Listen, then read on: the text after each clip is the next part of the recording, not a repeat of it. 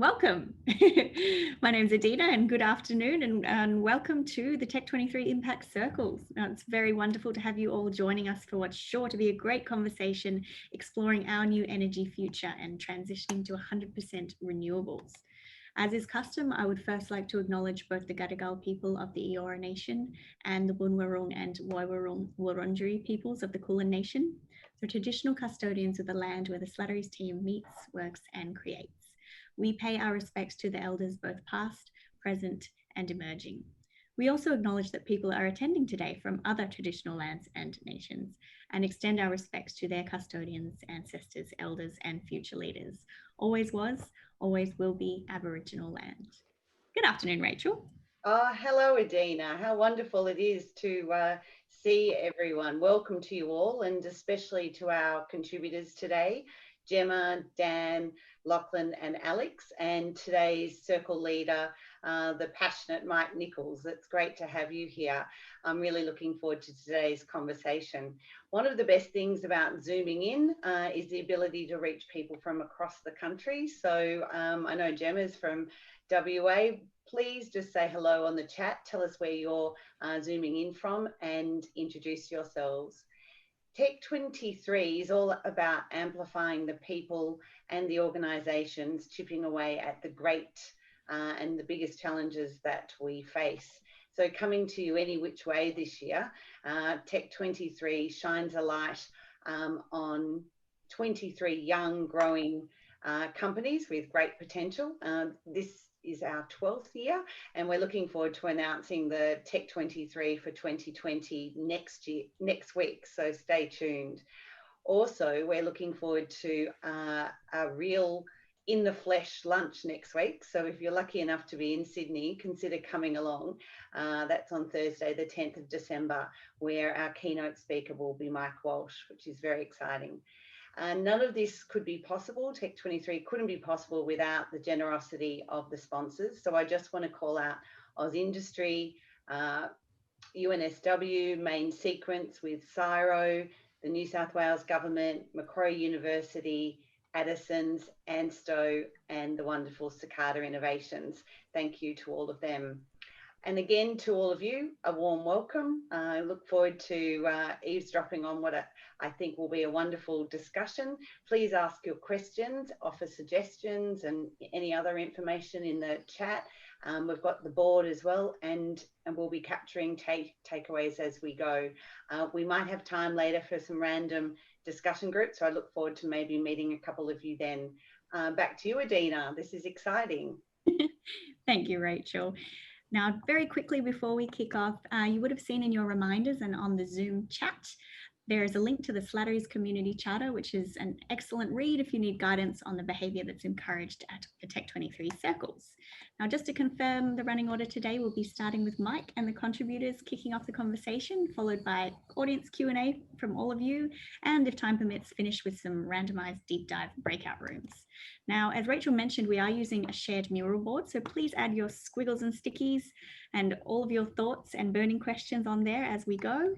And please ask any live questions via the chat function in Zoom, or put up your hand if you want to ask live. Now, as Rachel mentioned, we extend our heartfelt gratitude to every one of the Circle contributors and to all the Tech23 sponsors and supporters for helping to make today's session, and indeed all of the circles and all of the events that are a part of Tech23 this year, happen. And I'd like to thank all of you, especially as well, for dialing in today to join us. Now, without any further ado, I'd like to welcome Mike to kick things off. Thank you, Mike.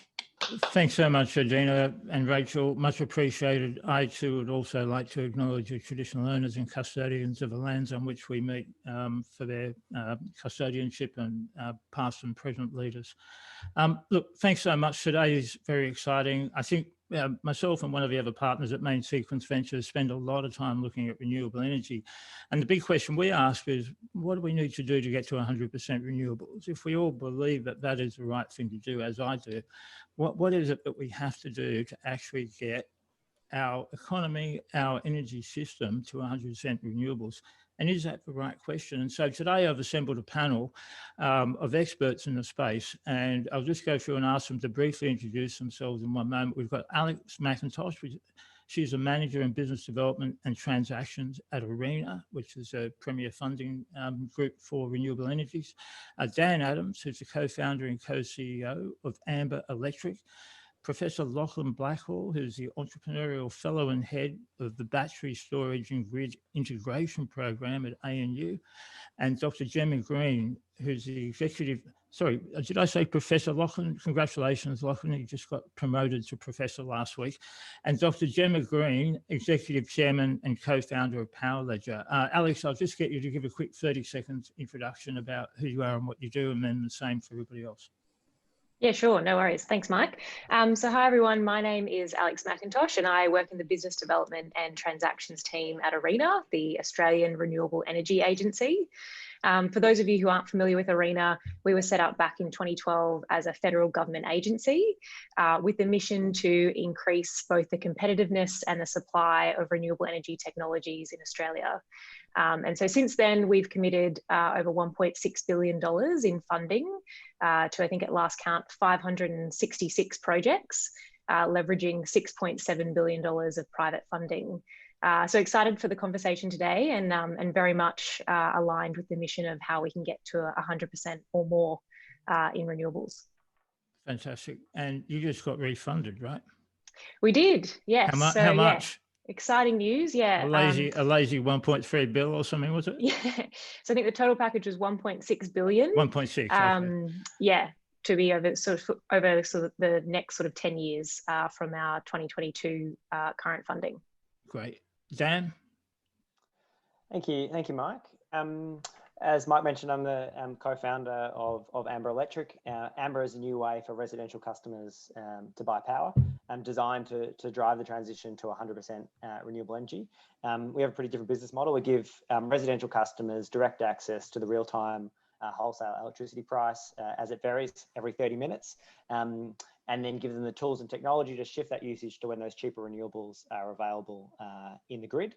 So automating household batteries, electric vehicle chargers, hot water systems, pool pumps, to use that cheaper renewable power when it's available, which then both saves customers money and helps integrate more renewables into the grid in a more cost-effective way. So that's me and Amber. And prior to Amber, I was at Tesla developing the Tesla South Australian virtual power plant project, and also at the Boston Consulting Group, working with a range of retailers and networks on smart grid topics.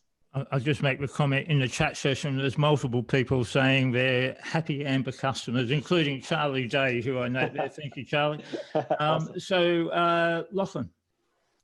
Thanks very much, Mike. And afternoon all, it's a pleasure to be here. So as Mike said, I head up the Battery Storage and Grid Integration Program at ANU, based here in the ACT. And so we're a industry and government funded R&D centre, effectively working on the building blocks of the future energy system. And I sort of talk about the energy system very broadly, not just the electricity system. So we do a lot of work related to new battery technologies specifically, and also new ways of optimizing and integrating distributed energy resources. So batteries and EVs and solar into the grid. And yeah, really excited to be here for the conversation that's going to happen next. Cool. Dr. Jemma Green. Thanks. I can't see you, Jemma. Where are you? I'm here, Heidi. Oh, perfect. There we go. Cool. I think my name is called corporate, so I should change that so you can, let me just do that. There we go. So my company is Power Ledger, and we use the blockchain to facilitate the trading of electricity and flexibility services and the trading of environmental commodities. We're about 4.5 years old, and we have approximately 20 projects in about 10 countries. We're software really focused on creating a market mechanism to solve the problems in the grid caused by renewables and allow them to be scalable without causing issues in the grid. Okay, fantastic. So the whole topic, the theme of today was what do we need to do to get to 100% renewables? But I guess I'll ask the first question, which is that even the right goal? Should we be aiming for completely 100% renewables, or do we only have to get part of a way there? I can see you smiling, Jemma. Have you got something to say about that one? Why don't we start off with you, Jemma? Jump into it. Well, I think this is a a lofty ambition, but a pretty unattainable one. If you look at like the energy system in Australia and the recent integrated systems plan, in the early 2030s, we're going to run out of intermittent supply of energy because of the shutdown of coal-fired power generation, and we will need gas-fired power in our system. And people would say, oh, well, we can just put enough batteries in to provide that need, but you're going to need a very, very large battery to cover several days where the wind's not blowing or the sun's not shining, and it's not really a feasible situation. So the choices there are, biogas, conventional gas, or hydropower. So it may be that, projects like Snowy are going to be needed, but that's really only a small percentage of the requirement that's going to occur. And so I think the cost of building out batteries to cover that, coupled with renewables, is really quite unfeasible. And then I think on top of that, you've got certain types of industries that require, very, very, high temperatures to be able to function. And they're not very well suited to these new energy types of generation.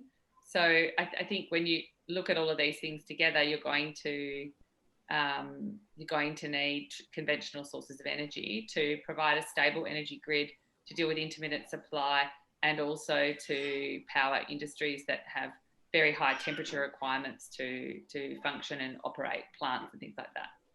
So, Alex, what are your thoughts on some of that commentary there, and then your own perspective on 100%?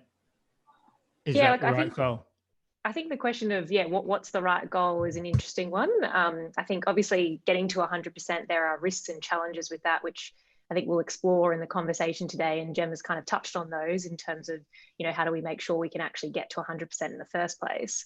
But I guess beyond that, if the goal is to be sort of, for Australia to be this like renewable energy powerhouse, and if we want to be exporting hydrogen to Japan and Korea, and if we want to be exporting, renewables via underwater sea cables to Indonesia and Singapore, which are some of the very grand visions people are talking about, then you're actually going to need a lot more than 100%. And I think our CEO recently was sort of doing back of the envelope calcs in an interview, and was sort of saying, really, if you want to have that hydrogen economy, you probably need more like 600 or 700% renewables. Wow. Which is crazy, or seems crazy at the moment.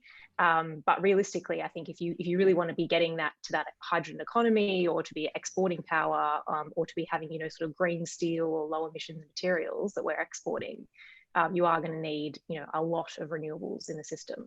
But a large portion of that will be export, is what you're saying? I'm saying if you want to realize that export opportunity, then you are going to need, a significant amount of solar and wind and storage that we build to support that. I mean, that assumes that we'll be able to export energy, and that the cost of exporting it will be competitive with making that energy in those other markets. Yeah, exactly, Jemma. And there's obviously lots of assumptions in that. And obviously to make that hydrogen economy work, or to be able to export it, the cost of that needs to be incredibly low. And it needs to come down that cost curve a lot to where we are currently, particularly with hydrogen. And also being able to transport that hydrogen in a cost-effective way, overseas, needs to come down the cost curve significantly to make that work. Lachlan, what's your view?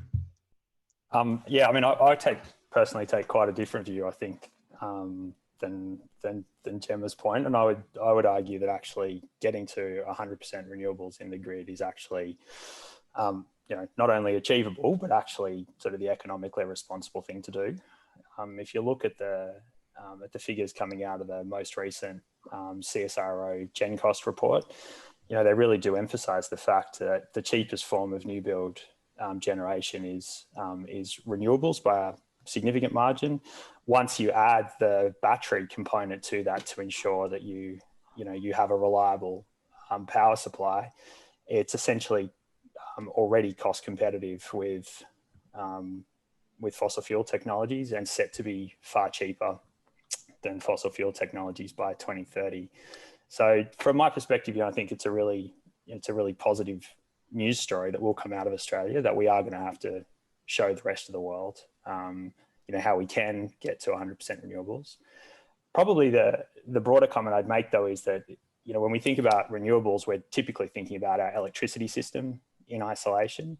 And I think, Jemma, to your point, which is a really good one, is that it's actually not just an electricity system here, it's actually an energy system on the whole. And so I tend to think, rather than thinking of 100% renewables being the ambition, it's actually thinking about how you end up with a zero emission energy system.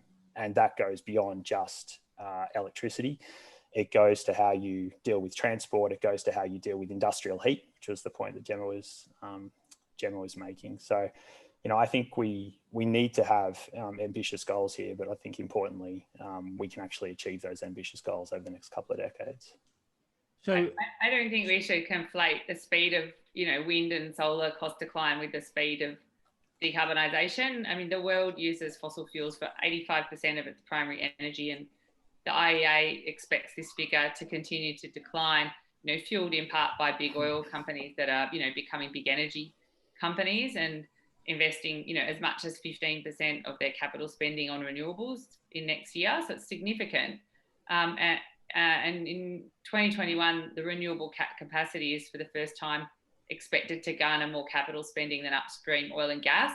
But this process is, heavily influenced by diverging of capital costs, which is 3 to 5% for solar and wind, and 10 to 15% for natural gas, up to 20% for oil projects.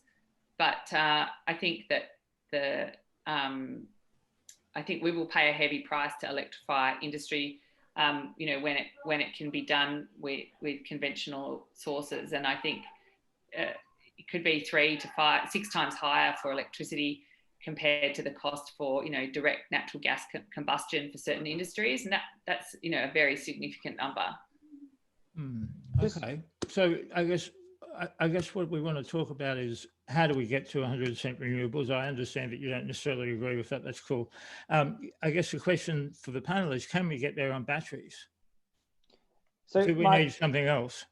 Dan, you want to have a shot? Yeah. Yeah, and just to add to one point on the last point is that we have to get to net zero emissions as soon as possible. The world is heading there by 2050, and I think it needs to happen probably even sooner than that.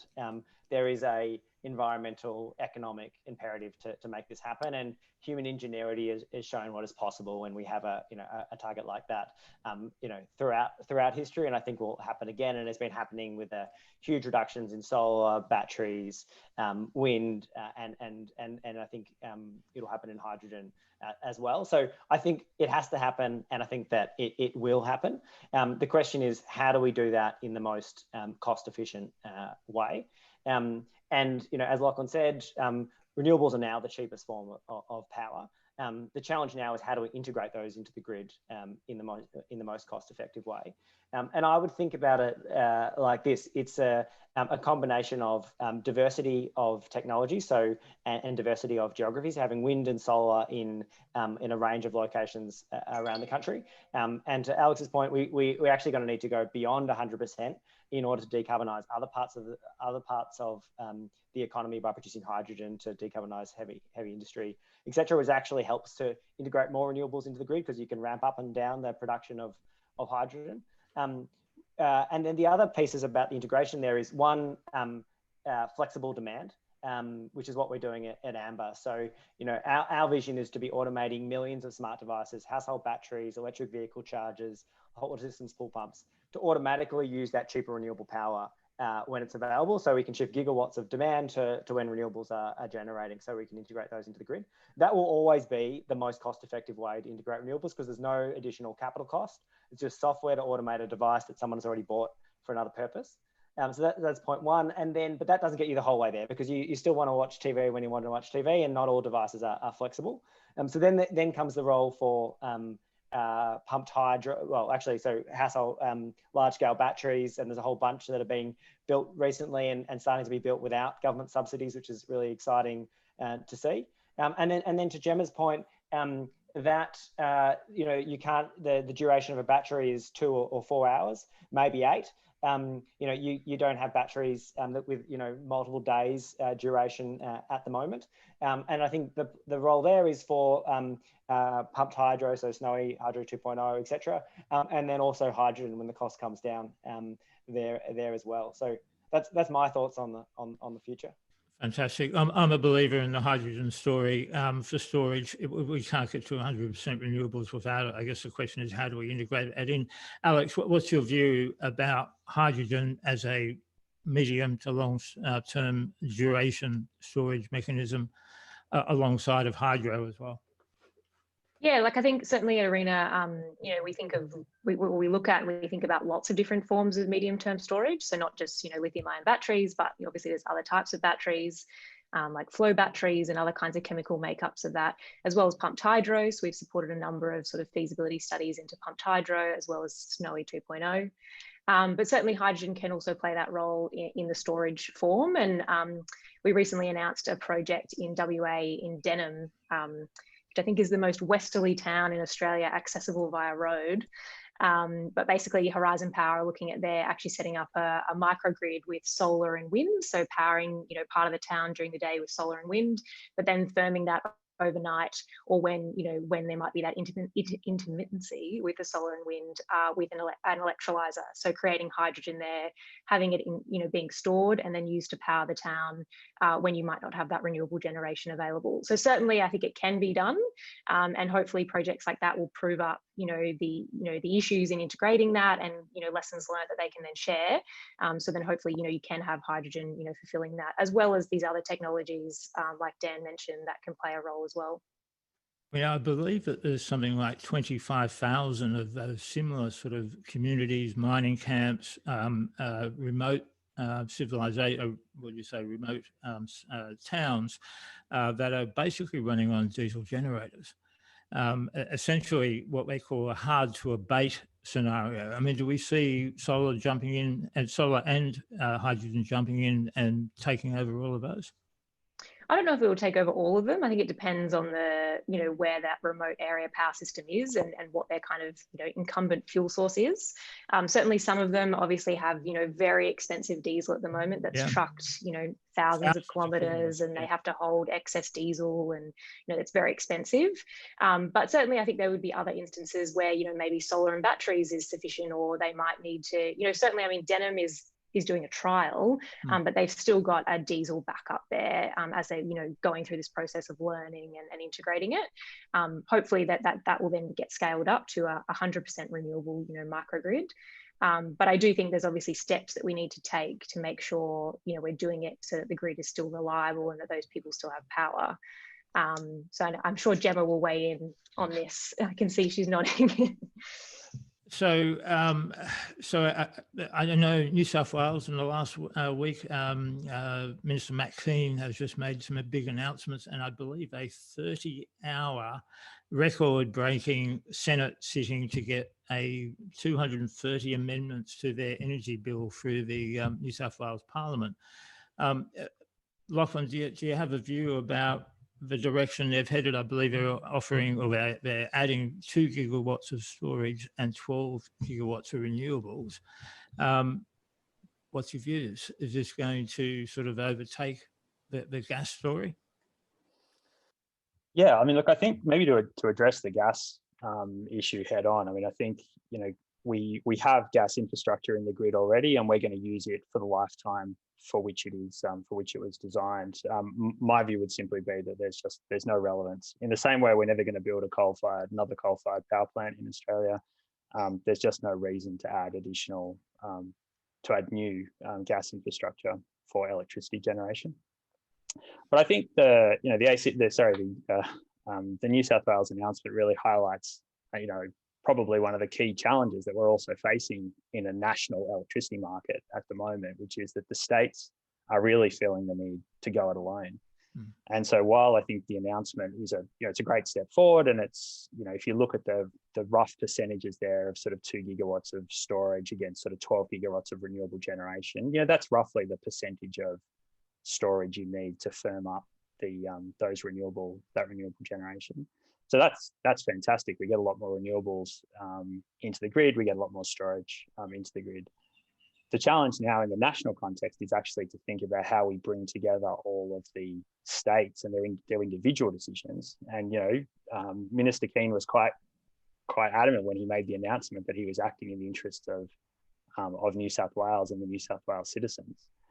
We now need to make sure that we actually can tie all this together nationally, because we do actually have a national electricity market. We have broad interconnection amongst all of the states. And I think that really goes to Dan's earlier point about the importance of integration and making sure we can tie it all together. And, I think ARENA's played a pretty central role in a lot of the sort of studies and trials that are underway in order to demonstrate that. So do we think the small-scale hydro announced by New South Wales will pick up the slack? Snowy hydro, I think, originally was 2 gigawatts, and I believe they're announced, excuse me, sorry, it's not COVID, 2 gigawatts as far as New South Wales goes. Will that pick up the slack? No, I mean, that won't even touch the sides. I mean, that's going to be immaterial to the overall demand requirements. So I think, like, if you look at globally, like in the US, less than 1% of electricity generation was stored in 2019, and almost all of this occurred in decade-old pumped hydro storage facilities rather than in batteries. And a much larger storage build-out would be needed to displace natural gas peaker plant generation, which is currently 10 times the amount of stored and then dispatched electricity in the US. And it's not that dissimilar here in Australia. And I think there's plenty of hockey stick forecasts for electrochemical battery deployment, as there were for electric vehicles a decade ago, which turned out to be way too high. And I think due to the complexities around reimbursement and also cost recovery allowances for utilities that invest in storage, I think some of the battery forecasts are likely to be too high as well. And then into the case of hydrogen, long and short of it is, in the absence of a substantial carbon tax, further electricity and capital cost declines are required for green hydrogen costs to converge with fossil fuel hydrogen costs, because the high electrolysis is the main cost associated with hydrogen production. And, there's a 400% or 500% difference in the costs at the moment. If you look at green hydrogen production versus hydrogen production from steam, methane reformation from fossil fuels. I mean, I think that there would need to be a substantial carbon tax to change that. So I think these things are conceivable, but we're not on track to get them, by the time the coal-fired power generation replaces itself, and we would need some serious interventions. Even if one particular state did something, that wouldn't solve the energy problem for Australia.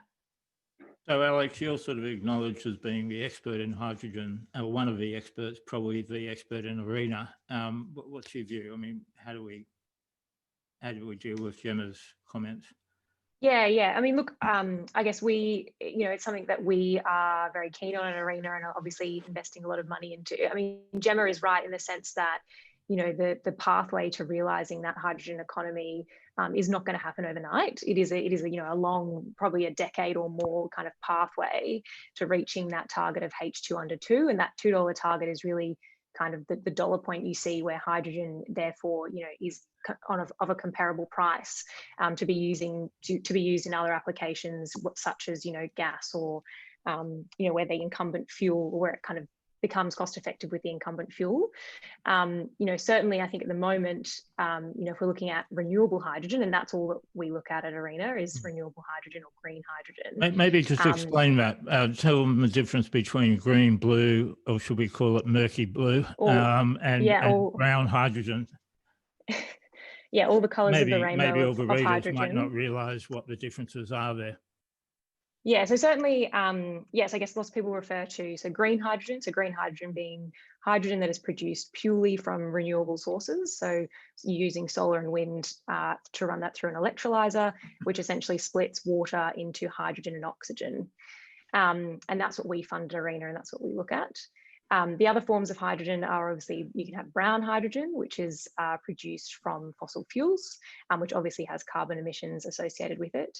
And then blue hydrogen, which is produced from steam methane reforming, which has emissions associated with it as well, but they're slightly lower emissions than brown hydrogen has. Blue makes it sound much friendlier than it is really, probably, but yeah. And so certainly, we do have people who produce hydrogen in, brown and blue fashions in Australia at the moment. But obviously we're looking at ARENA as how do we accelerate the green hydrogen economy, and how can we make that work? Jemma is right in terms of at the moment, in terms of costs, obviously the brown and blue hydrogen is much more cost effective or at a much lower price point than green hydrogen. And so I think at the moment, the numbers are sort of, if you've got SMR hydrogen, so blue hydrogen, it's sort of, I think it's like $1 to $3 a kilo. And fossil fuel hydrogen is slightly higher than that, but green hydrogen, in fact, is a lot more expensive than that. It's probably more in like the $6 to $9 a kilo price point. So what happens to green hydrogen if the price of electricity goes to zero during the day? Yes, so that essentially is the key, Mike. So most of the cost of producing green hydrogen is in the cost of your electricity. So if you can get cheap electricity, I think to actually get to $2, if you've got a $25 per megawatt hour electricity cost, you can get to that $2 a kilo. And so really what we need is a lot of cheap electricity, which comes back to the point that we were all kind of making before of if you actually want hydrogen to work, maybe you actually need more than 100% renewables because you need really cheap electricity to make that work. But you've also got to incorporate the utility costs for the transmission infrastructure. And I mean, if electricity costs fell... That depends on where it is. So Lachlan, what about behind the meter?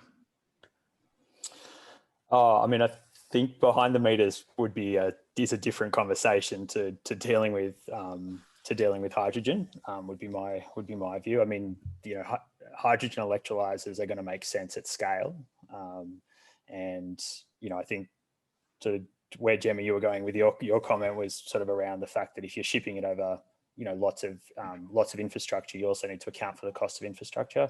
Where I think we're likely to see hydrogen at scale is actually not so much a domestic opportunity, and where it's being looked at the moment is largely as an export opportunity. So you take sort of the northwest of Australia, there's talk about building 15 to 20 gigawatt scale renewable installations, and essentially you have your electrolyzers close by, and then you're generating hydrogen and shipping it offshore, and that the price point that's been set at $2 is really, I think it was the Japanese who set it first at $2. And I think maybe the South Koreans have now also kind of committed to buying in 2030 at that price, if we can get to that. $2 to $2.50 US per kilogram hydrogen, which is still closer to, but still like above the current SMR costs.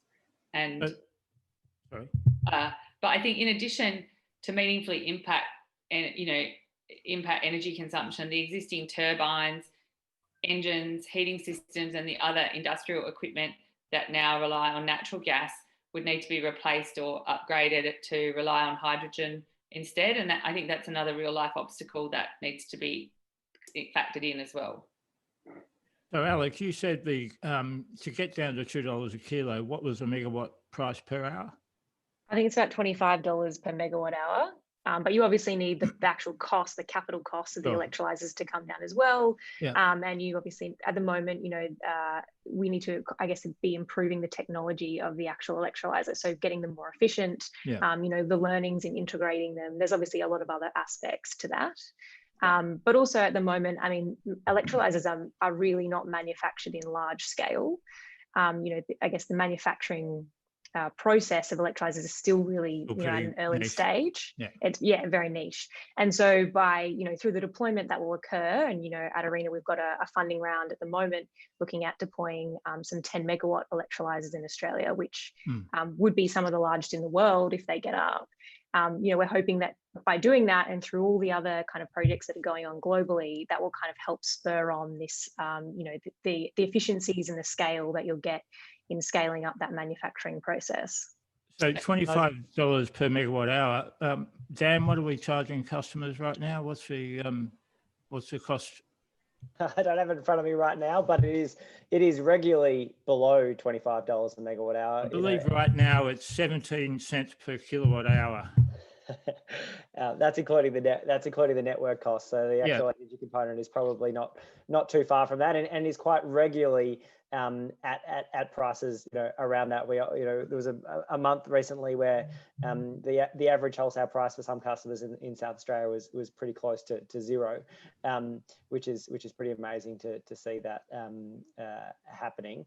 And so I think that's one of the big opportunities with hydrogen is how flexible those electrolyzers can be in terms of when they are running, and that opportunity to have those electrolyzers ramping up when there is excess renewables in the grid, overbuilding the renewable capacity in the grid, as Alex was talking about, and then ramping those electrolyzers up and down, depending on the availability of renewables, and running at those times that there is excess renewables in the grid. So I think there are big opportunities. We've got like South Australia, where I believe you've got to be able to shut down a rooftop solar from the grid in like 15 minutes or something to that effect, right?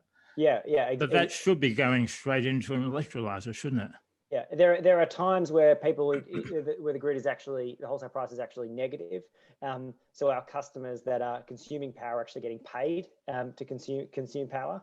So there's big opportunities around that in terms of ramping up those electrolyzers to not waste that energy and produce a valuable resource from it. It's also allows better utilization of the network as well, because you can run at the times that there isn't peak demand on the network as well.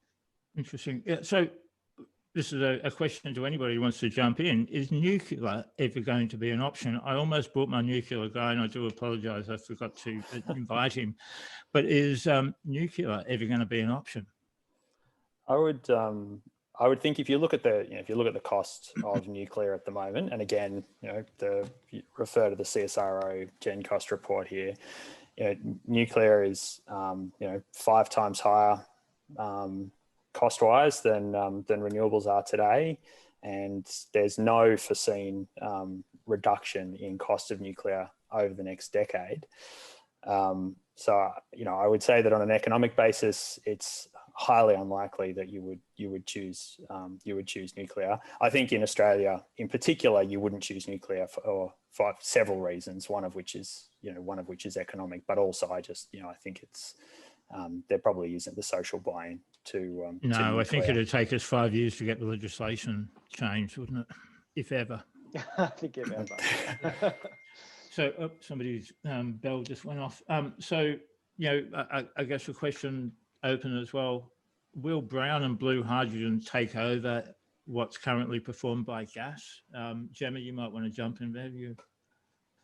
You were making comments before about it not being able to provide the heat, but I think it is one of the most energy, if not the most energy dense fuels.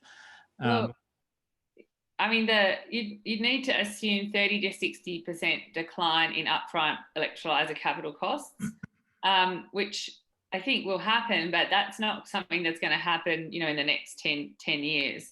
And that's when a lot of the big changes in our energy system will need to be remedied. And if electricity costs fell to 3 cents per kilowatt hour, which is the kind of, the range of current wind and solar PPAs, but without incorporating the utility costs for transmission, this is like US cents. But the Department of Energy in the US estimated that hydrogen production costs could fall to $2.50 per kilogram of hydrogen, which is closer to, but still above the current SMR costs. And that scenario would also require co-located renewable energy dedicated to hydrogen production. So I think that bottom line is that, in the absence of substantial carbon tax, I think further electricity and capital cost declines, are absolutely required for green hydrogen to converge with fossil fuel hydrogen costs. So I just think we shouldn't make, these bold images of a hydrogen economy just yet. I think it will happen, but it's just it's not part of the short-term story. It's great that all these projects are happening, but it's not going to deal with the medium-term transition requirements. Alex, how do we get to 100% hydrogen to replace gas in industrial applications? Do you think that's a realistic thing, or do you think what's your view about? You see all the projects coming through. You've got a pretty good assessment of whether some of those are viable or how long they'll need support for. What's your view about replacing gas for the industrial market? Yeah, and I think it really does depend what you're using the hydrogen for, and I guess therefore how commercial it is currently and where it could get to. I mean, in terms of industrial applications, that's something that we see could be commercial, I guess earlier. But if we're talking about using hydrogen, to blend into the gas network to power, residential homes, then I think that's, a far greater kind of goal for us that will happen later, kind of in the cost curve of hydrogen, just given, the cost of natural gas and where we're at currently. There's also issues around gas blending in the network because, there's embrittlement issues with the pipelines and things like that. And so, there's other issues in terms of how you integrate hydrogen. But I think certainly at the moment, I think CSIRO has a nice little cost curve of hydrogen and sort of shows you the various applications of hydrogen and when they might become viable. But certainly, it's looking at things like, transport and industrial uses, ammonia, the kind of chemical feedstocks that can be used in industrial processes. And then moving down, as you kind of move down the cost curve, then you might look at other things like gas blending, and then ultimately get to like a hydrogen export economy much further down the track. I mean, do we see any time in the next 5-10 years where we start to do smelting, aluminium smelting or steel making with hydrogen on a large scale? Look, it depends. There's lots of different pathways to green steel, and certainly, low carbon or low emissions materials is, a priority, as the government's outlined in their low emissions technology statement that they released recently.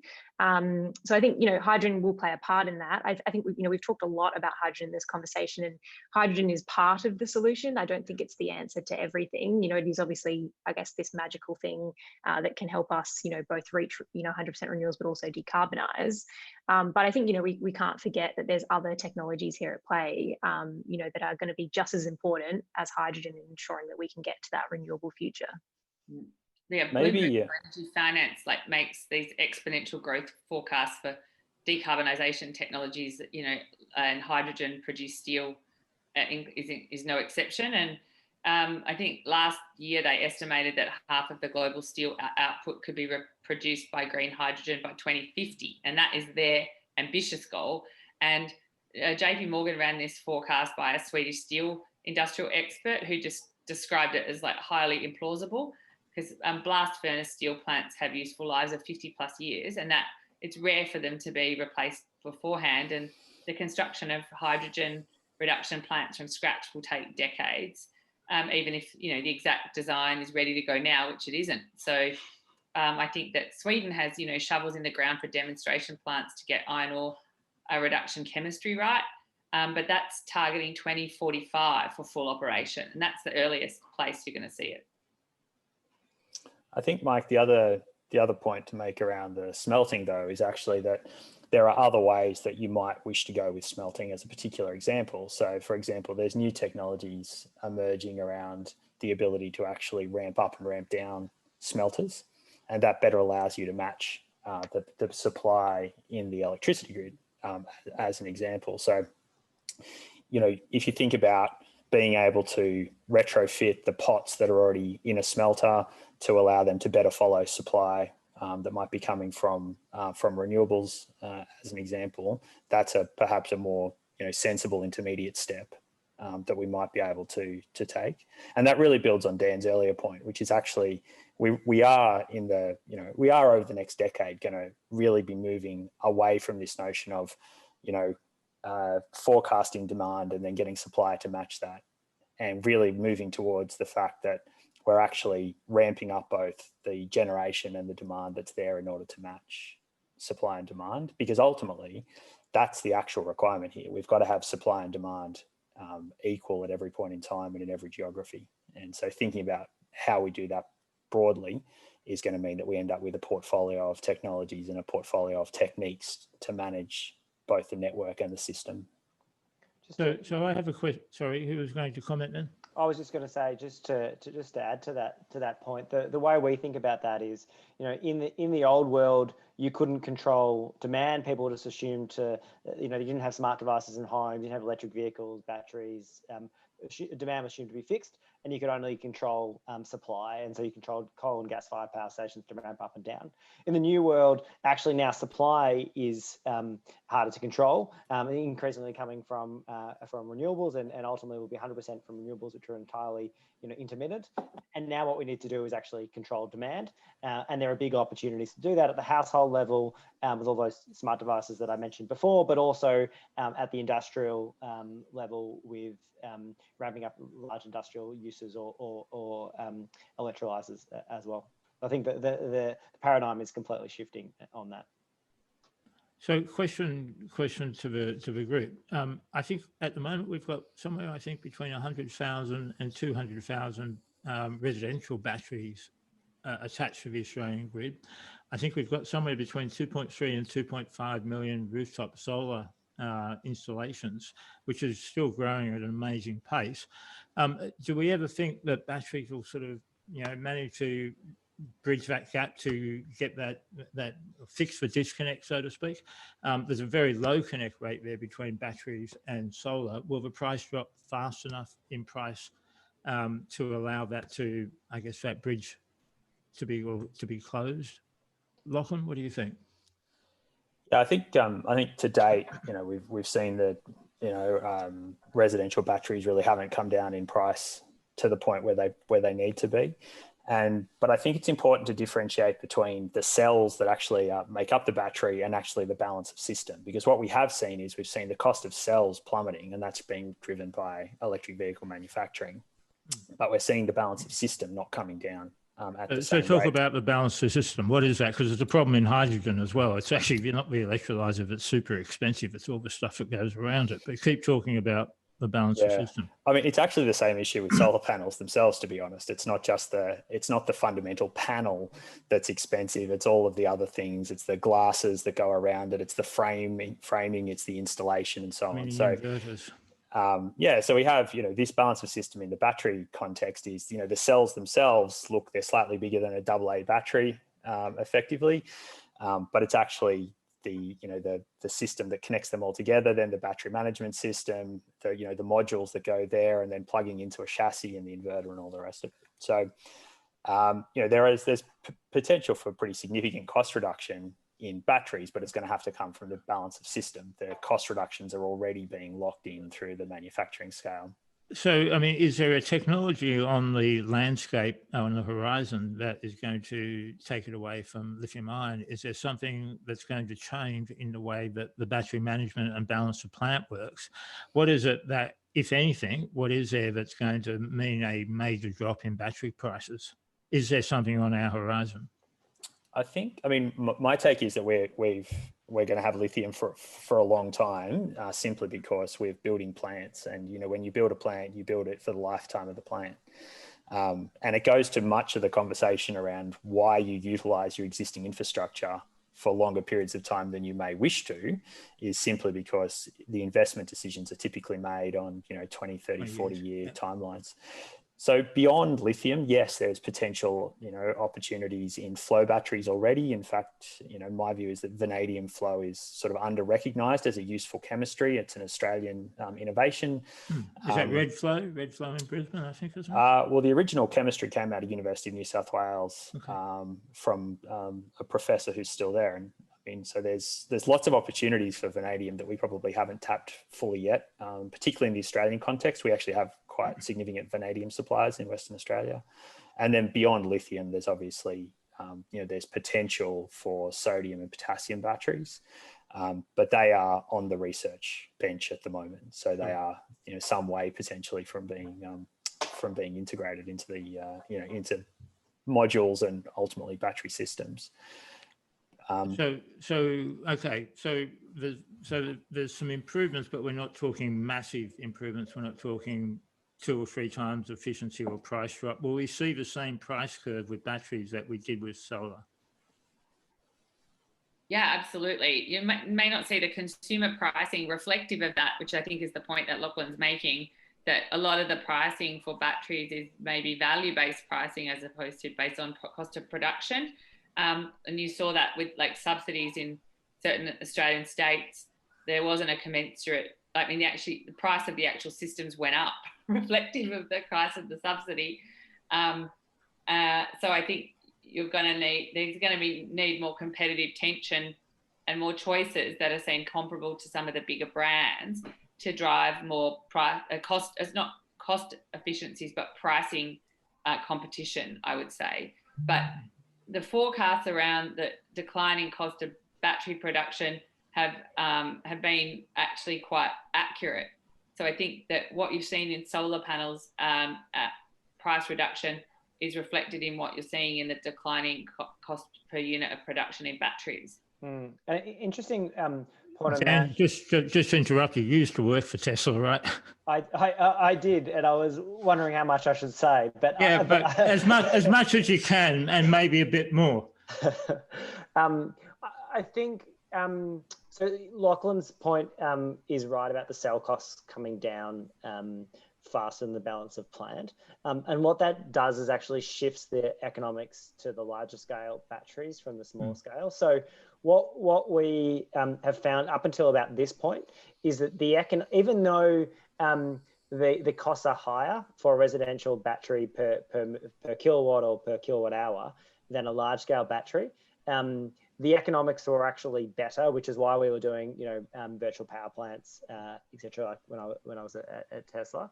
And the reason for that is because if you do it at the residential level, you avoid those network costs, which is what percentage of the network costs of the total bill that the consumer pays? The network cost would be sort of 40% roughly of the total bill. And so there is a big opportunity when you're at the household level. If you can self-consume your solar, you don't have to buy power from the grid, you don't pay those network costs. And that is an implicit subsidy for solar and household batteries, which is why we've seen such large uptake of rooftop solar as well, because it also benefits from those avoided network costs. So if you look at it from a societal perspective, it's probably better to do it at the large scale end of the system because you've got better economies of scale. But because of the way that our tariffs are structured, you're actually seeing it happening, rooftop solar and household batteries happening at the residential level because they're avoiding those network costs, which improves the economics. And so I think the balance may shift. It probably still to this point, the economics may still be better at the residential level. It'll be interesting to see how that plays out over time as the cost of large scale systems starts to come down probably faster than smaller scale systems, which I think is what we're seeing starting to play out now with the large battery, the 300 megawatt battery going in Geelong, 300 megawatts, 450 megawatt hours. And I believe AGL is now doing one down at Loy Yang as well, which I think is unsubsidized. So I think we're starting to see the impacts of that at the large scale, but those cost reductions haven't really come through at the residential scale yet. So, Lachlan, tell us about community batteries. You've done quite a bit of work on that space. Do we see those being adopted widely? Well, I think they're a natural fit. If you think First of all, describe what they are. Yeah, of course. So if you think about, you've got, small batteries in people's residences and you've got large batteries in the center of the grid at utility scale. Community batteries or suburb scale batteries are kind of batteries in the middle, if that makes sense. So they're installed in the distribution network. They're probably up to 5 megawatts in, could be on a power pole or in a local substation or something like that. Yeah, at 5 megawatts, they won't be on a power pole because they'll look like a shipping container. But yeah, absolutely. There's trials down in Victoria at the moment where they are mounting them on power poles. So I think, the conversation around network charges becomes really relevant when you start to think about whether community batteries will be a big thing or not. And the potential for them is that because they're closer to customer homes, you potentially will, we will change tariffs in order to reflect the fact that the electricity is traveling over a relatively short distance between our community. But is there actually anything in play at the moment to make that happen? So they're actually outside the property boundary, which means they're still going to get the network charge at the moment. Is there any proposal to get that changed? There is. And so there's a lot of work being done at the moment. So we typically, we have the network tariff we call the DUOS, and we're now thinking about having a LUOS, which is a local use of service. So effectively within a within a local area, which is yet to be defined, but you might think of as being on the scale of a suburb, the network charges could be reduced or potentially eliminated. And so there's, there are a lot of proponents who are talking about the fact that, if we get the LUOS down to a level commensurate with the impact on network operations, which is pretty low, then actually you potentially are able to have the same economics from these community batteries in front of the meter as you might have for behind the meter batteries. It's interesting. There's a parallel here. I was in business when we went through the deregulation of telecommunications, and basically all the Telstra exchanges were opened up. And many of the telco competitors that sprung up around that time brought massive competitive tension to the market and brought amazing increases in performance and reductions in cost because that network was opened up. I wonder whether we see that with community batteries as well. We potentially do get a lot of benefits from them. I think that the challenge is that we are always going to have monopoly owned and operated networks. That's a feature of the system. So you don't, so you're not overbuilding. Telco had the benefit of being able to go wireless. Oh, mind you though, no, in Telstra, they actually made the exchanges, the Telstra exchanges, they made them give racks to other telcos and to open up ports in the copper. Yeah. So that actually did massively increase the amount of competition in that space. Anyway, different space, but pretty interesting. So look, we're sort of getting to 1 o'clock now, I believe. Rachel was looking at me. She hadn't done the wind-up signal yet, but I guess the question is, when do we shut down coal? This will be my final question. When do we shut down coal? Will it be sooner or later than predicted? I think we're expecting our first or our more recent shutdown in the next sort of 2 or 3 years, I think, with Liddell, aren't we? When do we think we go off coal as a mainstream power generation capability in Australia? This is a 30-second quick answer question from everybody. And put some money and probability on it. If you have to put probabilities on it, it makes it a lot harder. But I think if you look at the current schedule, coal will operate to the end of its, you would imagine most coal plants will operate to the end of their lifetimes, which means there'll still be coal through the 2030s and into the 2040s. If we get significant ramp up of renewables that offsets it, it could well be driven out much earlier, because it could be uneconomic to operate coal plant, which we're already seeing from some coal plants today. So I'm not a betting person usually. So I would predict, though, we will have coal out of our system faster than is currently predicted under the integrated system plan. Yeah. Okay. Anybody else? Yeah, I would agree with that. I think there's two things that will drive it. No new coal is going to be built, so the end of the life of the existing coal plants. But secondly, when the short run marginal cost of coal, basically the fuel cost of producing coal, taking away the capital costs, when renewables plus batteries are less than that, the coal becomes very unviable, and my expectation is that will happen faster than people think, and I hope it will happen in the 2030s. Jemma? Oh, sorry, Alex. My apologies. We had you. I was looking at my lineup, Alex. No, I mean, I wouldn't add any more to that than Lachlan and Dan have. I think, as we get that increase in renewables, as Dan and Lachlan have said, it will obviously affect the economics of coal, and that will play out, as that occurs. Jemma. The declining utilisation of coal-fired power caused by renewables is precipitating their faster closure. So, I mean, they get to like a certain point in utilisation where it doesn't make economic sense to keep operating. And we've seen that in Western Australia and obviously on the NEM as well. And I mean, that effectively is causing greater system instability sooner than was, previously forecast. So I think that's why you've seen in the kind of the national discourse around, the private sector needs to come in and sort out this gap. Otherwise, the government's going to fund like gas-fired power stations and things like that. And I think, what we're really saying is that there's a market failure, that the actual deregulation of the system isn't delivering the price signals with enough time to replace what's needed.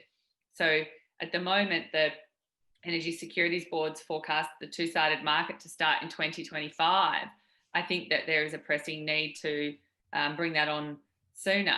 And if there were price signals for, you know, household batteries en masse and C&I batteries to be able to participate more readily in higher value markets like FCAS, like at the moment you need like 1 megawatt of aggregated inverter capacity to be able to participate in FCAS. And I think that if you could get the regulatory settings right, you would actually bring on more alternative and new supply sooner. But I was heartened to see the rule changes for DSOs. I think on the 2nd of November, any spend on network above $55 million needs to look at flexibility as alternative, which will effectively create a new economic income stream for batteries. So household batteries could aggregate and actually provide flexibility services to network businesses. Yeah, but when do we think coal might go? That was a question. When do we think we'll start to see the coal-fired generators shut down? Will they shut down earlier? What's the probability? Oh, I think that they will shut down faster. I mean, the ISP is saying that because of all the closures that will happen over the next 10 years, we're going to have a real problem in our energy system around 2032. So I think that's almost a fait accompli, I would say. Okay. So, Rachel, have we got any questions from the audience there that we need to address before we wrap up and move to the, what do you call them, the breakout rooms? Yeah, sure. I'm going to encourage people to throw some in. I just wanted to call on the Brains Trust. Thank you all for that wonderful conversation. I suppose the whole discussion around coal, there's a lot of Australians that have, you know, depended on the coal industry, if not all of us indirectly, for a long time. And I suppose this, you know, I'm going to just ask you to put your... This is Phil Moore's question, isn't it? Yeah. How do we fix the economic situation? Well, no, I'm going to frame it a bit differently, Mike. I'm going to ask them just quickly what they would say to the people in those areas about the opportunity. So the people in the Hunter, the people in Queensland that rely on coal, you mean? Yeah. If I can just ask the panelists what they would actually think is, you know, how would you frame the opportunity for those people? Well, I think that the R&D work going on around, you know, hydrogen could helpfully be located in those areas and help with side skilling and upskilling the workforces there. Because, you know, there is money being spent in those new sectors, albeit early stage. So I think that you know, you need to provide a transition pathway professionally for people. And so the investment that organisations like ARENA and the private sector are making in the future could, yeah, really helpfully be geographically located in those places. Anybody else got a comment on how those local, regional economies transition, the 50 or so thousand, I think, people that are working in the coal space? I mean, I think we can talk to opportunity, and definitely, you know, there's potentially significant opportunity in regional areas. But I actually think we need to be clear that actually some people who work in coal will feel disenfranchised because they won't necessarily be able to be retrained or upskilled or move sideways into another job. And I think we have to really think about what it means to be a just transition. And Germany's done this. You know, they've locked in how they're going to do it. And I think part of, you know, what it means to what we're going to have to do in Australia is recognise that, you know, we will have to provide a social safety net for those that are affected by the impact of coal and fossil fuels leaving our system. But we have a social safety net so that we can make big national decisions like that. And ultimately, we have to address the impacts of climate change because it is existential for the entire planet. And so I think as a society, it's okay to imagine that we will provide a soft landing for those who have been impacted by the removal of coal from the economy. But we will be doing it in service of a much greater outcome, which is that we save the planet for future generations. I like that one, Lachlan. Dan, do you want to add anything, or Alex, before we move into the circles? Smaller. I think Lachlan covered that well. Couldn't agree more. Yeah, I agree. Alex? Yeah, no, I think Lachlan said that very eloquently. Yeah, so I think we should leave it there. Good on you. Thank you all Fantastic. so much, Mike, for leading this great circle. I'm looking forward to the recording of this. I know Adina would be the same because there was so much to take in. So thank you all so much for that really informative conversation. We're going to break now into small rooms. So please, if you've got time to join us, this is a great opportunity to continue talking and meet a few people who are also passionate about this area. I want to thank everyone, and we'll be following prompts. You're welcome to come back to the main room at any time. Thank you all. Hope to see you in a room in a minute.